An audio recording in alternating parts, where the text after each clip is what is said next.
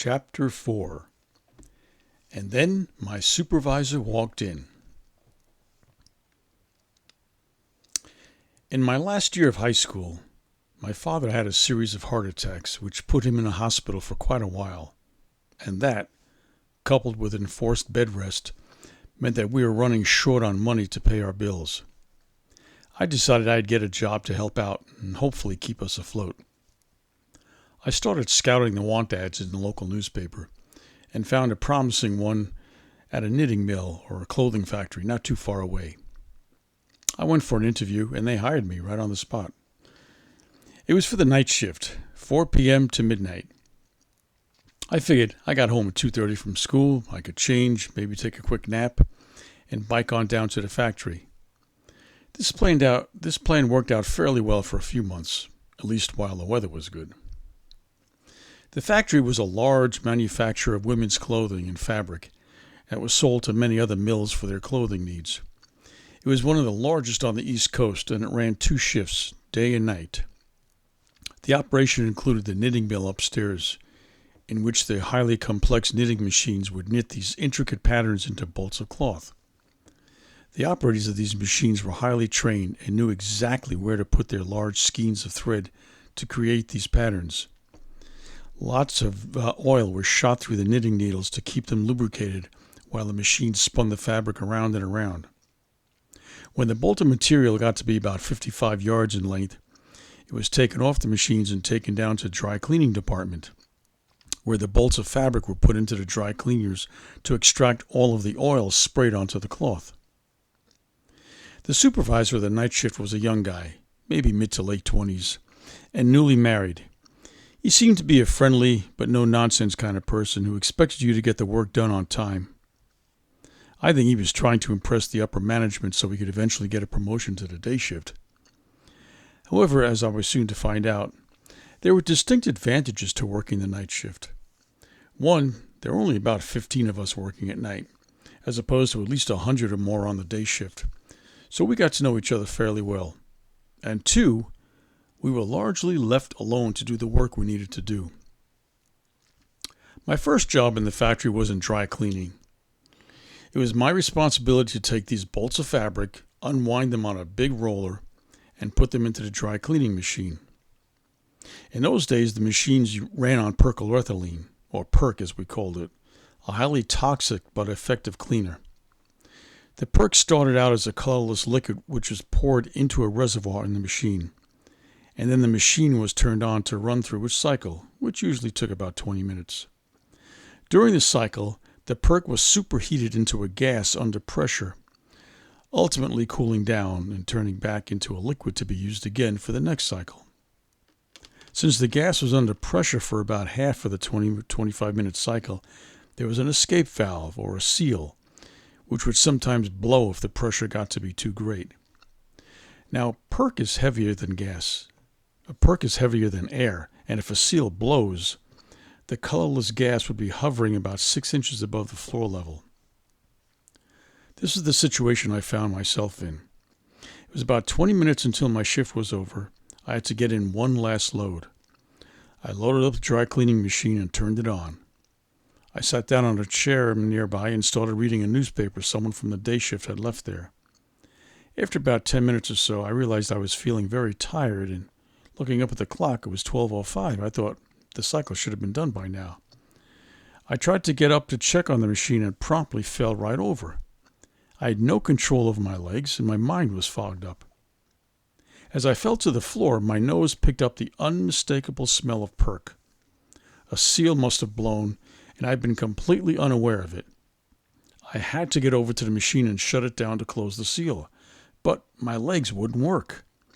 My brain kept telling me, move, get to the machine, but I couldn't move, and I was continuing to breathe in the perc that was hovering on the floor. If I kept breathing in that perc, it could have dangerous effects on my brain and breathing. I tried forcing myself to get up, to move in any direction, but my muscles just wouldn't respond. I knew I was alone in the shop. I needed to get help, and soon. I tried yelling out, but my vocal cords wouldn't work either. Just then, my supervisor walked in. I tried calling out to him, but no sound came out of my mouth. Thankfully, he saw me on the floor. He took one look at me and realized something was wrong. He looked at the machine and saw that the seal had blown, immediately shut it down and closed the seal. He ran over to me and helped me up and walked me out of the room to get fresh air. When I was finally able to speak, I thanked him for saving my ass. It was a close call, since I had no idea what I would have done if he hadn't come in to check on the machine. As dangerous as these machines were, they were an occupational hazard that we all were expected to undertake as an employee. Another concern was our skin turning white when we pulled the material out of the machines after the cycle was over. The perk was still on the material, and we were using our bare hands to pull this material out. All of us working in dry cleaning realized that this could not be good for our skin, and we went to management and asked for gloves to use. After about 2 weeks, we finally got gloves, but who knows how much damage had already been done. We were supposed to work about 3 months in each location or station in the factory, and then we got rotated out to be trained in another function. So after my 3 months in dry cleaning, I was rotated into the dye house.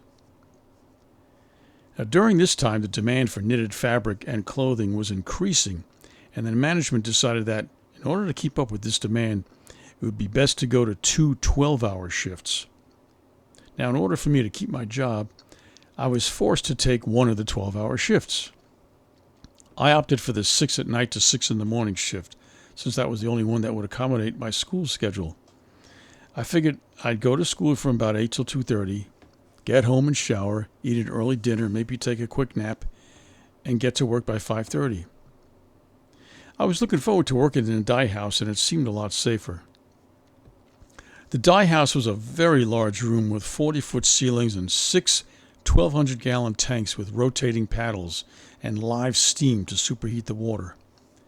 When clothing or fabric was scheduled to be dyed, the tanks were filled with water, and then the steam was turned on.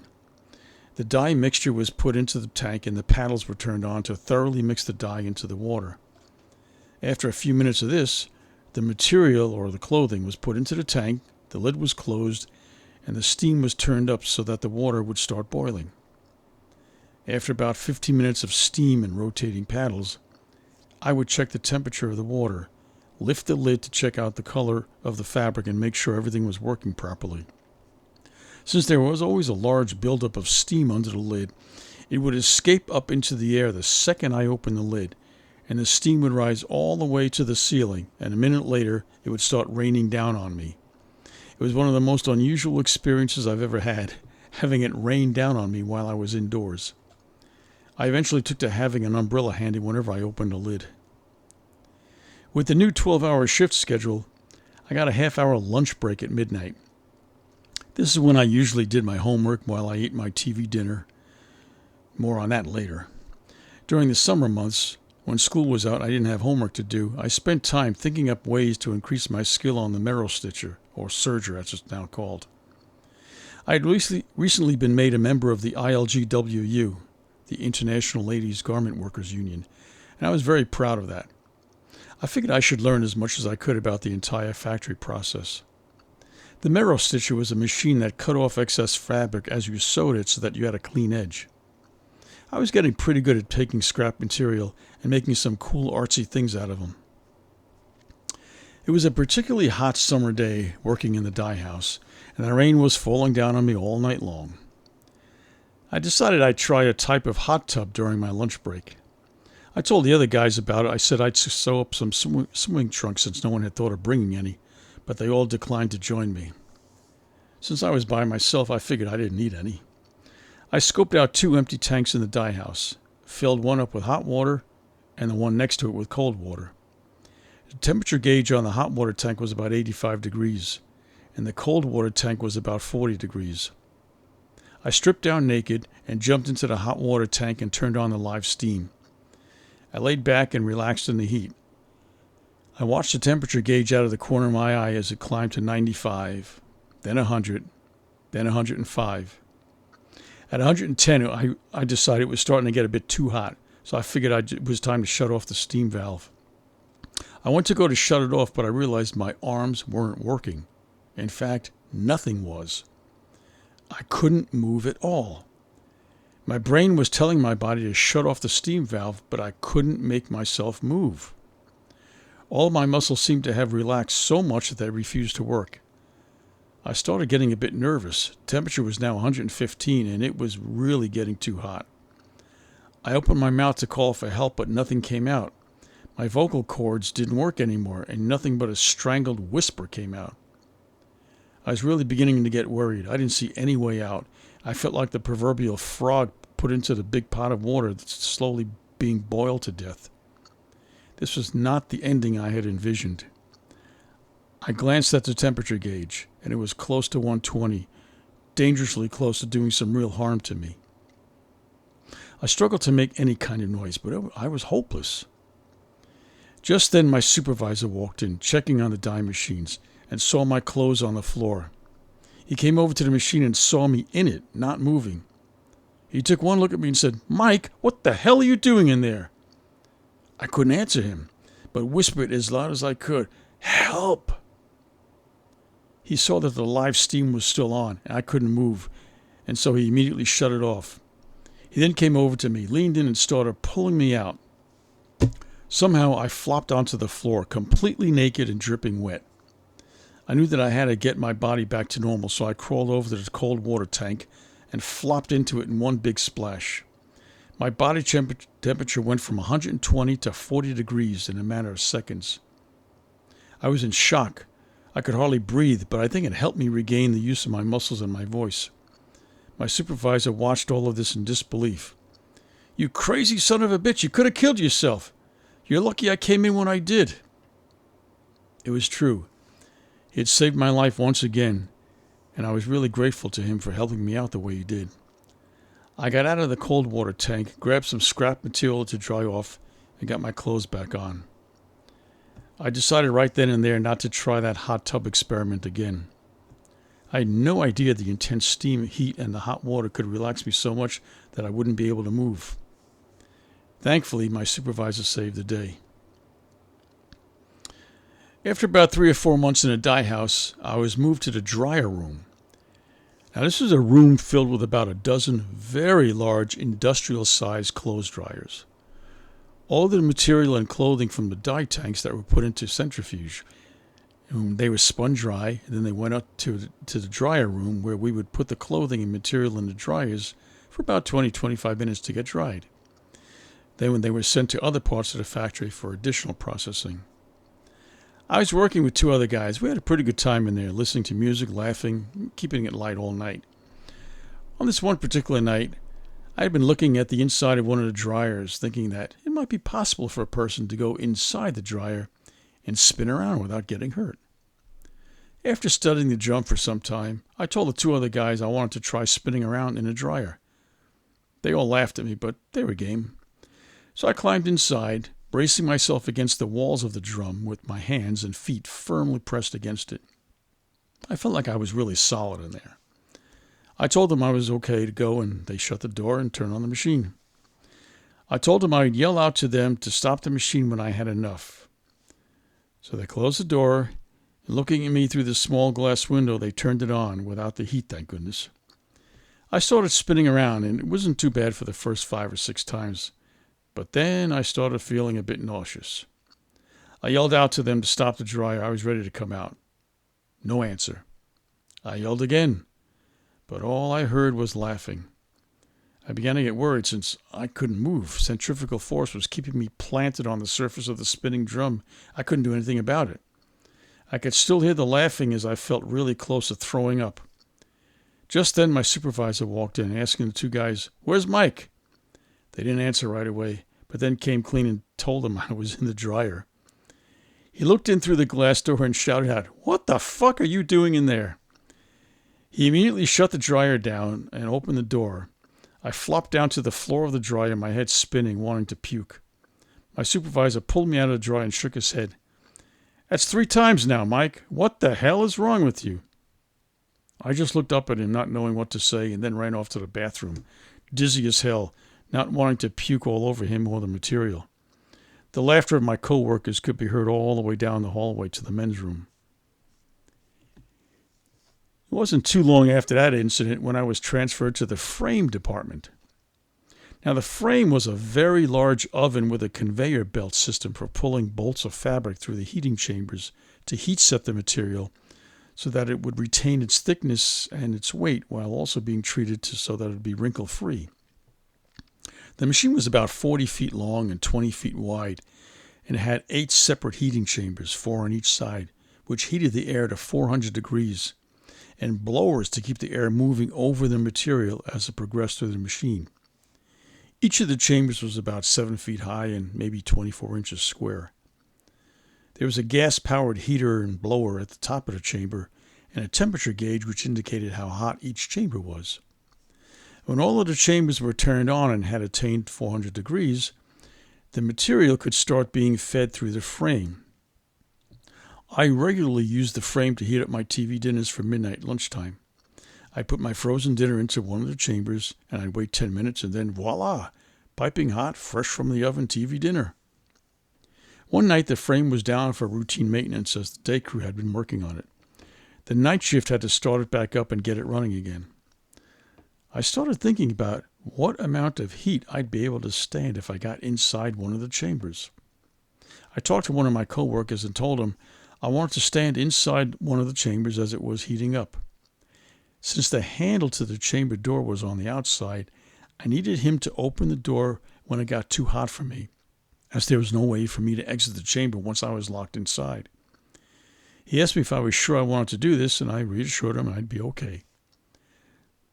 I told him to keep yelling out the temperature on the gauge outside the door so that I would know how hot it was getting inside the chamber. When it got too hot for me, he would open the door and let me out. The time came for the frame to start up operations again. I picked out a chamber right in the middle of the frame and I got in. My coworker closed the door and locked me in and turned on the machine. Instantly, the hot air blower started up and the gas flame shot right above my head. I hadn't realized it'd be so close to me, just about 6 inches from the top of my head. Within seconds, it got uncomfortably hot in there, and the temperature hadn't even risen to 90 degrees yet. I had to yell out really loud for my coworker to hear me. I could barely make out his temperature shout-outs. Soon enough, the temperature was at 100 degrees, then 105, then 110. Sweat was pouring off of me. My breathing became difficult. I wasn't sure how much more of this I could take. I thought I'd try to make it to 120 degrees. The soles of my sneakers were starting to get so hot I thought they were melting. The flame above my head was giving me a severe headache. I was dizzy and disoriented from the intense heat. I heard the call for 115 degrees, and I thought that I could take maybe just 5 degrees more and try to tough it out, but I was ready to faint. My body was drenched in sweat, and the hot air blowing all around me, and the intense noise of the blower was really hurting me. I banged on the door for my coworker to let me out. There was no answer. I banged again and yelled out for him to let me out. Still no answer. I started to get really anxious. I had to get out, but there was no way to do it from the inside. I kept on banging on the metal door, which had gotten so hot I could hardly stand to bang on it. It would burn my skin. I yelled and banged for what seemed like 5 minutes, and then, miraculously, my supervisor walked in, opened the chamber door. He must have heard all the commotion and came to try to investigate. I fell out onto the floor, gulping in as much air as I could. My coworker showed up about a minute later, saying he had to go to the men's room and thought I'd be okay. My supervisor just shook his head, asked me if I was okay, and told me to get back to work. Another close call averted by my supervisor walking in just the right time. For some unknown and mysterious reason, he and I seemed to have some kind of subconscious connection. I would do something a little crazy, some people might say stupid or unnecessarily dangerous. I'd get into some kind of life-threatening situation, which he would then come in and bail me out of. The thing that gets me is that he would just laugh it all off, knowing that these escapades were almost to be expected of me after a while. I guess I'd gotten a reputation for doing some kind of crazy stuff there. Well, in my time working in the dry room, 2 of my co-workers were named Bunny and Clyde. They were brothers who had recently emigrated from Trinidad. Clyde had been an alternate on the Trinidad Olympic track team, and he was a 100-meter specialist. When he told me this, I decided to challenge him to a race. I'd been on my high school track team and also ran the 100, so I figured it'd be a good way to see how I stacked up against someone like him. He told me that he was probably 5 years removed from competitive running. He might not be in the best of shape. To make it interesting, we decided to put up $5 for the winner. Suddenly, the other guys on the crew started betting on the race. Some going for me, but most going for Clyde. I guess Bunny was feeling left out because he decided he would run as well. He didn't really impress me as being the kind of runner his brother was, so I didn't really worry about him racing with us. We were just about to go out to the parking lot to lay out the course when my supervisor walked in and asked what we were doing. Well, when I told him we were going to race, he got very interested, especially since there was money riding on it. To my surprise, he said he would race with us. What? All of a sudden, what was supposed to be a two-man race was now a four-man race, and my supervisor was in it as well. He was a young guy and seemed to be in pretty good shape, but my eyes were set on beating Clyde. So we all go out to the parking lot and marked off 100 yards, which was close enough to 100 meters, and lined up at the starting line. All of the guys on the night shift was there to cheer us on and take bets on who was going to win. I heard that there was a fair amount of money being tossed around. I took a deep breath and saw that Clyde was on my right and my supervisor was on my left, with Bunny on the outside of Clyde. We took our marks, get set, and go. I took off and had a really good start, but I could see that Clyde was right with me. I just put my head down and about 30 yards went into another gear. I thought I was moving really well, but then I saw Clyde pulling ahead, and to my ultimate surprise, my supervisor was also even with me. I couldn't lose this race, and certainly not to my supervisor. I just went for it, running as fast as my legs would go, and then it was all over. Only took about 12 seconds, I guess, but it seemed a lot longer to me. Clyde had won handily by nearly a full step over me, and surprisingly, my supervisor just edged me out at the finish line. Only Bunny was left, trailing me for last place. I had no idea my supervisor was any kind of runner, especially one that fast. He told me he had run track at his high school as well, and he ran a bit each day as part of his exercise routine. Boy, the things you learn after the fact.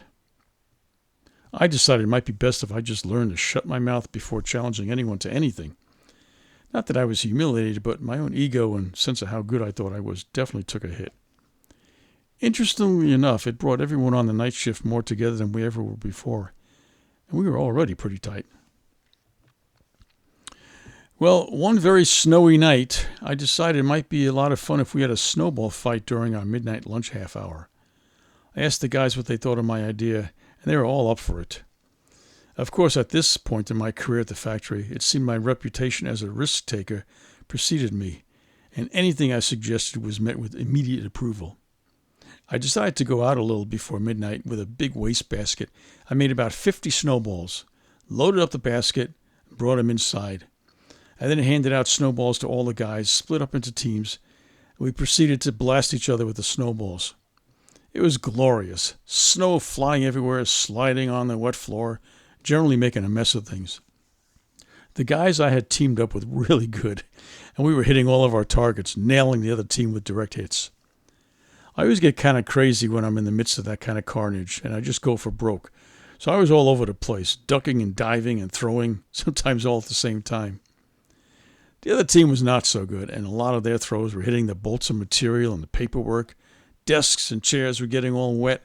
The floor was really sloppy. Puddles of water were starting to form everywhere, and everyone started slipping and sliding on the floor. We were down to our last couple of snowballs, and I wanted to get in one last hit when I heard a thud and a very loud, "Son of a bitch!" I picked out the last snowball and was just getting ready to throw it when I saw my supervisor pick himself off the floor and look right at me. He looked at the mayhem and yelled out, "Mike, what the hell is going on here?" He had caught me red-handed with a snowball in my hands ready to be thrown. I just looked at him and said it was too cold to have a snowball fight outside, so we took it inside. He was not amused, and he told all of us to clean up the mess we had made. Luckily, he didn't get hurt from the fall, and we all had a big laugh about it afterwards. I have to admit, despite some of the night-after-night drudgery of the work, those moments of craziness certainly made the job a lot more bearable and brought all of us on the night shift pretty close. We were a great crew, and sometimes we did more work than the day shift did, and they had at least 4 times as many people working as we did. That's probably the biggest reason why my supervisor didn't really get that upset with my shenanigans. Even though I was still growing into myself, I think I knew even then that I was one lucky son of a bitch.